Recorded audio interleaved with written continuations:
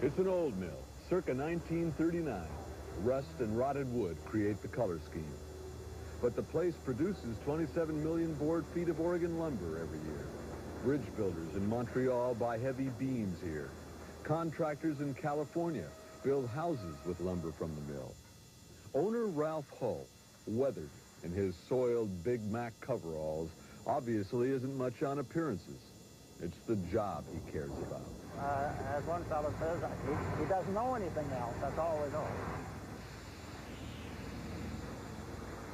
Oh, the mill has kept up with the times, of course. Ralph Hull remembers when the man out there in the pond boat had a much tougher job than he does today. He's called a pond monkey. The pond monkey had pike poles. They used to be wooden pike poles with a spike driven in the end of them. Yeah. And he done the whole thing without the use of a pond boat. But since we got the pond boat, we can't get them to go back to the old way. Still, even the relatively up-to-date technology that aids today's mill worker isn't always enough. When Ralph walks through the mill, he knows automatically when things are slowing down. The young fellow at the controls of a tree stripper isn't keeping up with production. That deck should be full of logs. Oh. So he's way behind on his work. You think he's behind because he's new? Probably. After he learns his job, a lot of these things he'll do automatically without having to think about it. Now he's having to think about every little thing he does.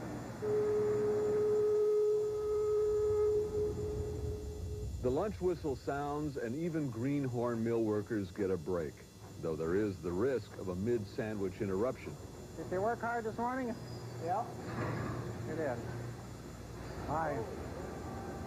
To the visitor, the working mill is a greasy, mechanical nightmare of steam and grinding sound. But Ralph Hull ambles along the broad beam catwalks like a cat on the prowl. He understands the sense of it. He knows the intricate detail, every aspect of the taking of raw timber and the shaping of it for use. The sawdust, the fine, will go over to our boiler room for fuel. Make steam. These are the boilers, make the steam to run the mill. They're old, about 1910 to 1915 vintage. The fire goes underneath the belly of them, comes back through the tube, and up the stack. He built the mill 50 years ago, you see, and at 77, he has found no reason to let go. He's the oldest of the old-timers, and pretty proud of it. Ralph Kundert, for one, can't really compete in the age category, though he's been around off and on 42 years. At 65, Kundert is just a kid by comparison. Well, I got mad at him and left a couple of times, you know, but I always come back.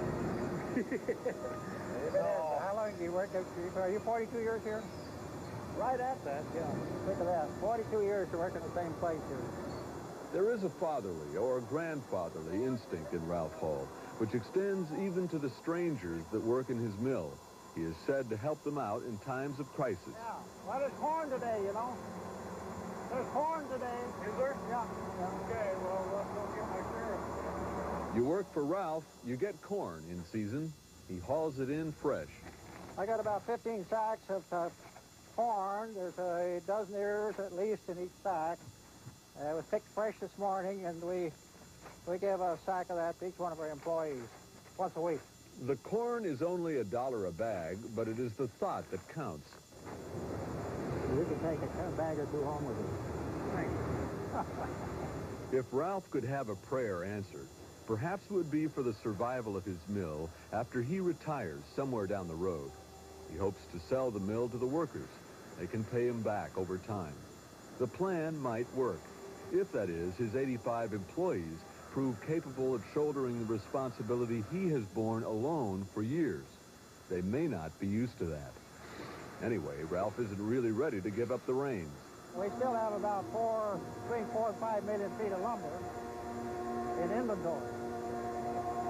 And it's pretty hard to get it down much less than that and still have enough variety of timbers to fill our orders.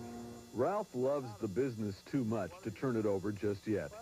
It's amazing to reflect that he remembers when these hillsides were naked, logged bare in the 20s when he was a boy. He's gone from the time of steam to electric power. And like the ancient steam engine that still runs the head saw, he's not slowing down. I think that's one of the rules of life.